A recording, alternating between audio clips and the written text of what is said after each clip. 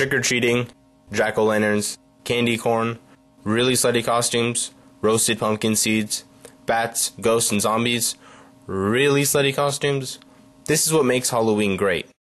But there's nothing that gets me into the Halloween atmosphere like playing Castlevania on the Nintendo Entertainment System. Every year I pull this game out and get back into the spirit.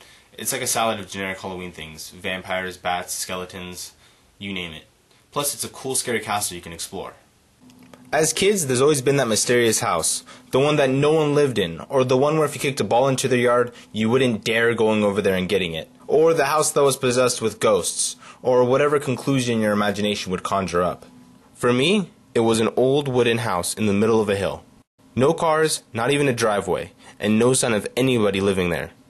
But for whatever reason, I always remember the dream where it was night, I looked at the house, and I saw someone with a candle slowly pass a window. My dream felt so real that my mind believed that someone or something lived there. That caused me to be obsessed with the whole idea of haunted houses, and my curiosity took over as to what could be inside these abandoned houses. Many books, movies, and shows had something themed after haunted houses or abandoned houses. But I feel that video games is one of the best ways to emulate and portray what it would be like to explore these houses. One game that does this well is Castlevania. Step into the shadows of the deadliest dwelling on Earth. You've arrived at Castlevania, and you're here on business. To destroy forever the curse of the evil Count. Unfortunately, everyone's home this evening. Bats, ghosts, every kind of creature you can imagine. You'll find them all over the place, if they don't find you first. Because you've got to get through 6 monstrous floors before you even meet up with the master of the house. Your magic whip will help you, and you'll probably find a weapon or two along the way. But once you make it to the tower, you can count on a duel to the death. The Count has waited 100 years for a rematch. He's ready. Are you? What a badass. See, if me and my friend would ever enter a mansion like that, this is how it would play out. You go first. Nah, you go first. Simon Belmont doesn't even think twice. And it's not like he has a cell phone. He can't call his mama, let alone 911. It's 1691, bitch. It's do or die. There are 2 great things about Castlevania you realize in less than a minute of gameplay. The first is the scenery. They did a great job making the castle look old and rotten. Dracula's mom did a horrible job teaching your son to clean his room. I mean, look at this shit. The walls are all fucked up. Ever get mad at your roommate for not cleaning up after eating? Imagine if they just put their food inside of walls. Nice job trying to hide it, Dracula. And I thought cleaning my room by putting crap under my bed was bad enough. The second thing about the game you notice right off the bat is the music. Some of the best and classic tunes of the NES era came out of Castlevania. Some songs will pump you up, while other songs are perfect for the scenery and add to the eerie mood. The game itself is brutal, not so much because of the castle, but because of how Simon controls.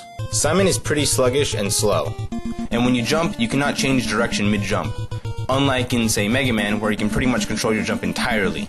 Here you can't, which makes it more realistic and makes you think each jump more carefully.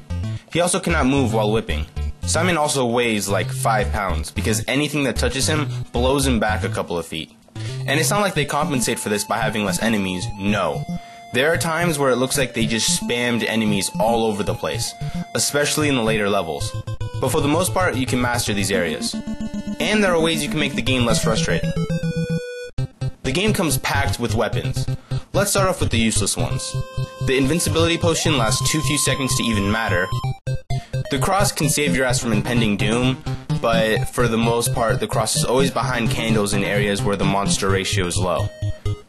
Oh, thank you. Right before a door. Awesome. The stopwatch freezes time and is a great weapon for some of the bosses. Other bosses can be immune, especially later on in the game.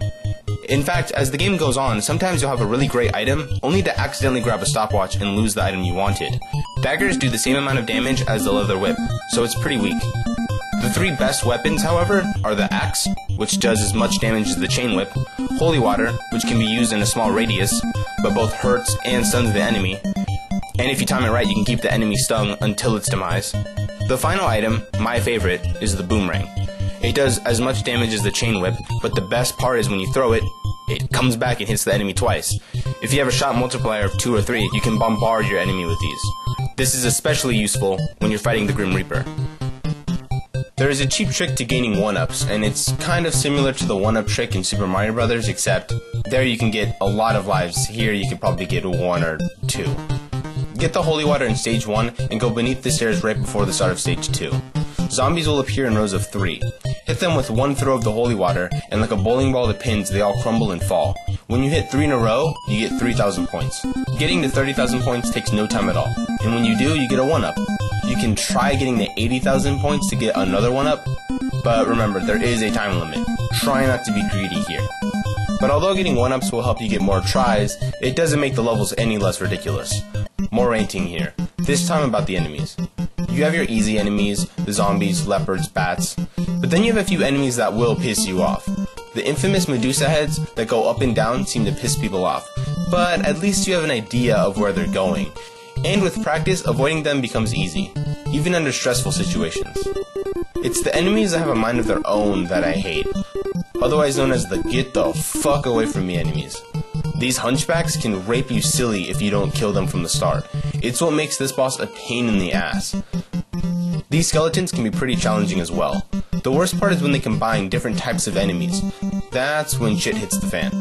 The end boss of level 4, the last part and boss of the 5th level, and the whole damn final level is a bitch. And I think they went a bit too far in terms of difficulty. This plus this is ridiculous. But just because it is hard and at times seems nearly impossible to beat, doesn't mean you can't beat it. And I think that's what makes Castlevania a truly great game. It's hard, very hard, but the difficulty is just enough to where you can beat it. And I think beating this game is a great achievement for any retro gamer.